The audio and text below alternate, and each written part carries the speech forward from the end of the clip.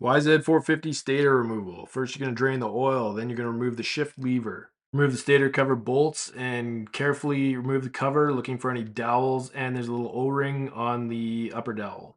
Now you can unplug the stator, careful not to pull on the wires so you don't damage the connectors. Removing these bolts will get the windings out of the stator cover. Any hammering or hammering effect can affect the polarity of the stator, so it's best to undo this by hand. Really recommend using the proper puller for this. I'll link it down in the description. Just messing with anything else is just going to mess up your stator or your cases. This puller is definitely cheap enough and it'll save you like a crank or cases, so it'll save you a lot of money. Inspect the mating surfaces to make sure they're in good shape and make sure the woodruff key is there. On assembly, make sure the woodruff key is located properly and there should be no oil on the crankshaft or on the stator.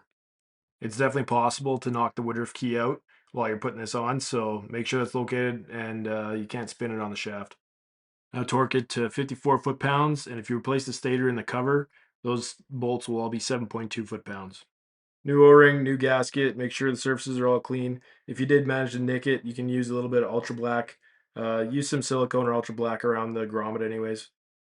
One thing to watch for when reinstalling the cover, I see it all the time. Guys use the wrong length bolt in the wrong hole, and they'll all stick out about the same amount, maybe like 5 millimeters or so. And if you have them too short, then they'll pull the threads out and have an oil leak. And if they're too long, you can actually crack the cases. Now that you have all the bolts in the right place, you can torque them to 7.2 foot-pounds in a crisscross pattern. Reroute the wire and the breather hose where they won't chafe, and then go hit that thumbs up button and let me know what you ran into there. Maybe you got some nicks that you didn't see and had an oil leak. Drop them in the comments and we can help everybody else out.